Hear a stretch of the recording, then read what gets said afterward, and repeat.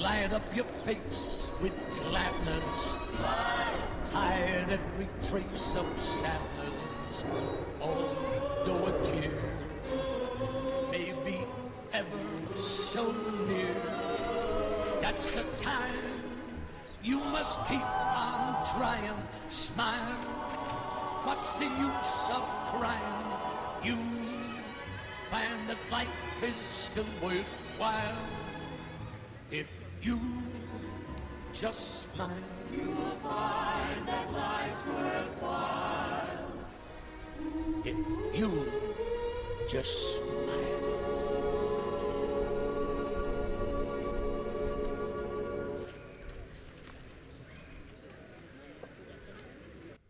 Bonjour, comment ça va? Ça fait un moment qu'on ne s'était pas vu. Comment tu vas, toi, derrière ton écran?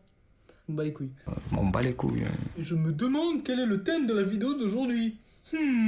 Vous l'auriez compris, aujourd'hui nous allons parler de Five Nights at Freddy's. Un jeu qui à coup sûr a réussi à faire parler de lui à sa sortie en 2014. À tel point qu'il s'est retrouvé dans le YouTube Rewind. No, God! No, God, please, no! No! La raison de son succès porte aussi bien sur son mélange de concepts entre le point and click et l'horreur, mais aussi de par son histoire, ses secrets et ses non-dits. Rappelez-vous, la conclusion finale de cette histoire a été apportée il y a déjà quelques mois avec la sortie de Five Nights at Freddy's Ultimate Custom Night, qui est un jeu qui en dit long sur la fin de cette histoire. Mais aujourd'hui nous sommes là plutôt pour parler du petit dernier de Scott Cawthon, j'ai nommé Five Nights at Freddy's VR Help Wanted, qui est tout juste sorti au mois de mai 2019. C'est un jeu en réalité virtuelle qui retrace toutes les expériences passées de l'ancienne saga. Pourquoi ancienne? La raison est très simple. Nous sommes à la clôture d'un chapitre de l'histoire de Five Nights at Freddy's, mais aussi nous sommes à l'avènement d'une toute nouvelle saga 2.0. Et je peux vous garantir que le premier opus de cette seconde saga annonce quand même du lourd. Hello. I wanted to record a message for you to help you get settled in on your first night. Welcome to Freddy Fazbear's Pizza. There's really nothing to worry about. Coucou, tu veux voir ma bite? En bref, faut suivre parce que je vous avoue c'est un petit chouïa compliqué. Vous incarnez le rôle d'un bêta-testeur qui doit rendre compte de l'expérience en réalité virtuelle en incarnant un technicien de Freddy Fazbear Pizza. Ça va, c'est pas très... Ouah putain, Histoireception, ma man. Sauf que lorsque Fazbear Entertainment met son nez dans le développement du jeu, rien ne va plus. Pendant tout le long de votre expérience, vous aurez accès à des cassettes audio. Ces dernières semblent avoir été enregistrées par une femme qui travaille chez Silver Parasol Games, qui est un studio de développement fictif. Il semblerait que plus on assemble de cassettes, plus les choses ont l'air de mal tourner dans le jeu. Un homme en costume de lapin se rapproche de nous. En tout cas, ce truc est en train de se matérialiser de plus en plus devant nous, le joueur. Du coup, cette femme, qu'on va appeler Tape Girl, qui enregistre les cassettes, nous en dit un petit peu plus sur l'origine de cette chose qui semble être en lien direct avec ce qui se trame dans la compagnie. Boum! Atmosphère sombre. J'espère que vous êtes prêts parce qu'on va passer à de l'horreur pure. Je le rappelle, les cassettes sont distribuées pendant tout le long du jeu, mais elles ne sont pas dans l'ordre. Il a donc fallu que je les remette dans un certain ordre pour essayer de comprendre un petit peu ce qui s'est passé. Lors du développement du jeu, des circuits imprimés et d'autres gadgets ont été distribués par Fazbear Entertainment pour, je cite, accélérer la programmation de patterns de personnages et de lieux dans le jeu. Seulement voilà, il semblerait qu'une partie des codes que contenaient ces circuits sont des codes malveillants, qui seraient potentiellement à l'origine de cette espèce de lapin humanoïde qui nous ferait bizarrement penser à l'ancien serial killer qu'on aurait pu voir tout au long de la saga.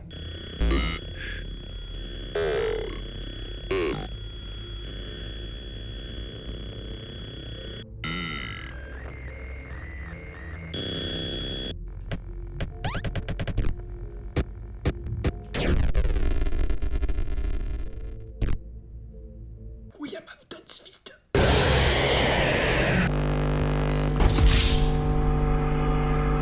Mais ça ne peut pas être William Afton. Non, car rappelons-le, dans le dernier opus Five Nights at Freddy's Ultimate Custom Night, I'm so British damn it, William est littéralement piégé en enfer, tourmenté par des esprits vengeurs. Mais alors, quelle est cette chose? Pour cela, il faut revenir aux cassettes. Tape Girl nous fait part qu'il s'agit de logs qu'elle a elle-même créés pour rendre compte de l'état désastreux du développement du jeu et d'avertir de la présence de cette chose. Hello. You don't know me. I had created a series of logs for you documenting the troubled development of this VR game that you're now testing, in hopes that you, whoever you are, and whatever team you're with, will abandon development. Hello? Can you hear me? I had to hide these logs away from the core gameplay files, in a place that only a beta tester would look, and in a place where the files could be protected. I just really hope that the next development team finds this before the game is released to the public. This game has some kind of malicious code in it. We're over budget and out of time. But that's not the reason that we're shutting down. There are more. They may not be in order.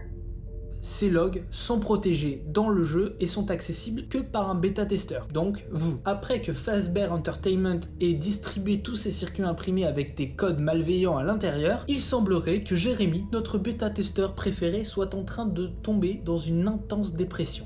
Il se plaint de cauchemars très réalistes, il se met à parler tout seul dans son bureau et à faire les 100 pas.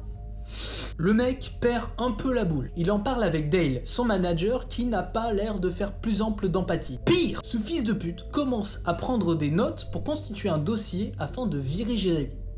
Oh dude, what the fuck? Jérémy a définitivement vu quelque chose et on veut le discréditer. Mais ça ne s'arrête pas là, puisque notre protagoniste, qui est Tape Girl, en arrivant plus tôt au bureau, trouve au sol un masque et de l'encre, étalé sur le sol. Jérémy est seul dans la salle de bêta-test avec un casque de réalité virtuelle qui couvre son visage, et éventuellement peut-être quelques taches sur son t-shirt. There was something that looked like a Halloween mask laying on the floor. I didn't understand. Ink must have spilled. It was only then that I heard a shuffle from the testing room, realized Jeremy must be there. I went back and peered in the window. I couldn't see his face. He had the visor covering his head. He had ink spilled on himself as well. The front of his shirt looked black in the dark room. Je dirais que ça paraît relativement random comme information. Mais bon, rappelons-le, nous sommes dans Five Nights at Freddy's, rien n'est random. Et là, ça ne l'est pas parce que cette cassette va de pair avec une autre. Have you ever heard of a guillotine paper slicer? It sounds made up, but it's an actual piece of office equipment. I didn't even know we had one in the supply room. I guess they're more common at businesses that do a lot of graphic design work. Jeremy used to do design work. I guess that's how he knew it was there. Tape Girl nous parle donc d'un massicot. Ça paraît relativement random comme ça, non? J'avance une hypothèse qui serait assez horrible, mais qui rentrerait dans la continuité de ce qui va suivre. Serait-il possible que Jérémy se soit mutilé le visage avec son massicot? Rappelons-le que Tape Girl précise que la salle est beaucoup trop sombre pour comprendre ce qu'il peut y avoir. L'encre renversée au sol correspondrait à du sang, et le masque, le visage de Jérémy. On a tout vu dans Five Nights at Freddy's, on a vu un gars se faire retirer son squelette entier pour accueillir un endosquelette. C'est dégueulasse, c'est trash, mais on a vu pire dans la saga.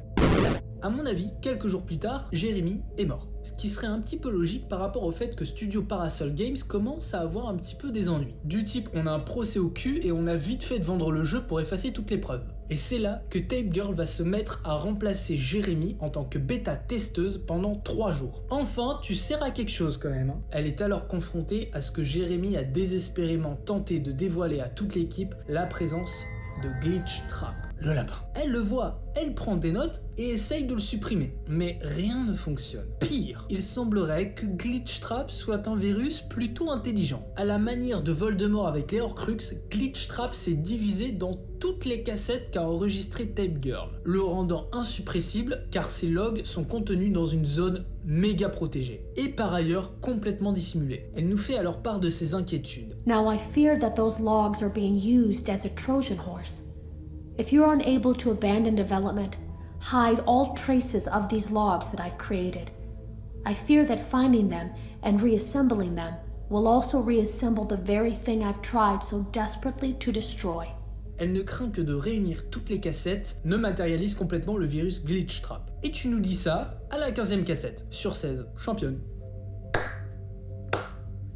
Mais on aura l'occasion d'y revenir. C'est alors qu'elle semble avoir un plan de génie en tête. Motherfucking spoiler alert. Il peut se passer 3 fins différentes. La première est particulièrement la plus glauque de toutes. En n'ayant que 15 cassettes sur 7 et en finissant le jeu la première fois, vous incarnez un enfant qui fête son anniversaire. Et vous vous faites piéger par Glitchtrap dans les coulisses de la scène. Quelques secondes plus tard, vous êtes dans le costume de Freddy. Ce qui n'est pas sans nous rappeler les cadavres des enfants disparus, dissimulés dans les costumes d'animatronique. Je vous avais dit que ça allait être de l'horreur pure. Si ce jeu s'avère être vraiment fun, la blague est relativement de mauvais goût. Into a hilarious VR game. Dans le cas où vous avez ramassé toutes les cassettes et que vous n'avez pas réussi la manipulation que vous a ordonné Tape Girl, nous avons littéralement fait un transfert de conscience avec le virus.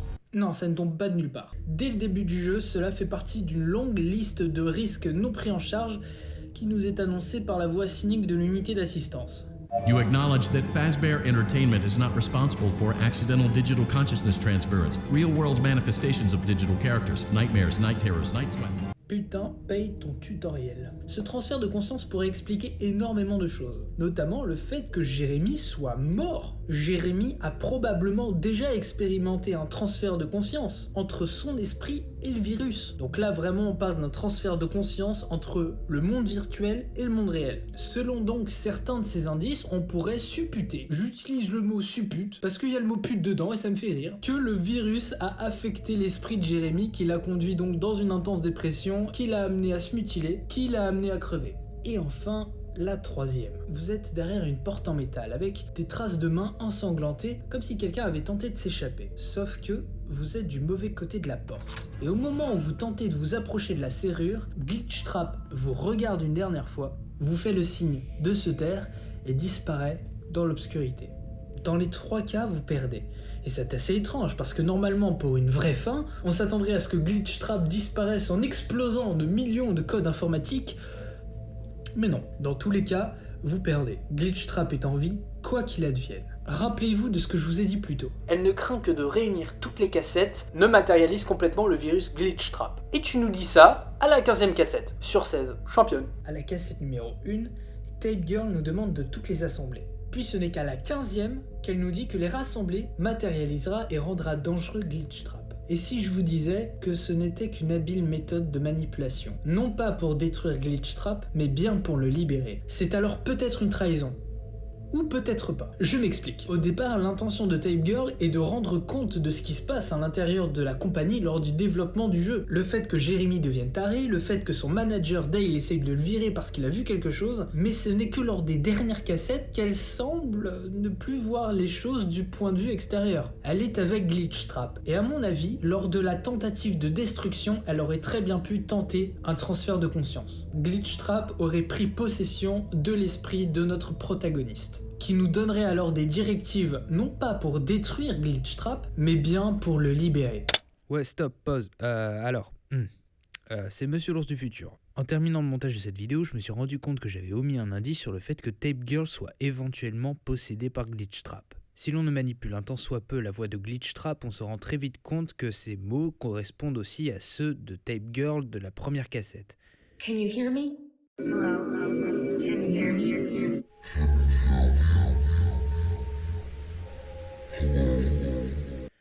Voilà, petit indice. Je vais pas vous le cacher, je suis en train de perdre ma voix. Des bisous. Maintenant qu'on n'en a pas d'autre choix que de suivre les directives de Tape Girl, qu'est-ce qu'il advient des gens qui le suivent, nous les joueurs? C'est là où ça devient un peu plus compliqué. Soit vous suivez les instructions et vous êtes littéralement enfermé à l'intérieur du jeu, soit vous n'avez pas réussi et vous avez subi un transfert de conscience entre vous et Glitchtrap, sûrement dans le but de vous pousser à la mutilation, voire pire, à la mort, tout comme ce fut le cas pour Jérémy. Mais maintenant que le jeu a été dévoilé au grand public, qui sait combien de personnes ont été réellement affectées par Glitchtrap. Oh merde! Hey, si tu reçois ce message, j'imagine que je ne serai plus d'ici une dizaine d'heures. Je ne sais pas où je suis, je ne sais pas dans combien de temps il viendra, mais je ne dispose que de très peu de temps pour te délivrer certaines informations. Si j'ai décidé de reprendre l'enquête sur Fazbear Entertainment, c'est parce que j'ai estimé que justice devait être faite. J'imagine que maintenant le prix est à payer. Quoi qu'il en soit, il faut que tu saches, Fazbear Entertainment était le client de Silver Parasol Games. Ce jeu vidéo en réalité virtuelle n'a servi que de campagne de discrédit vis-à-vis d'un développeur indépendant du nom de Scott Cawthon.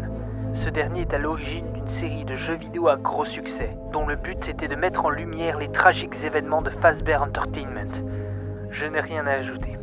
C'est à vous désormais de mener l'enquête et de rendre justice comme j'ai tenté de le faire pendant des années. Tout est à votre disposition. Fin de communication.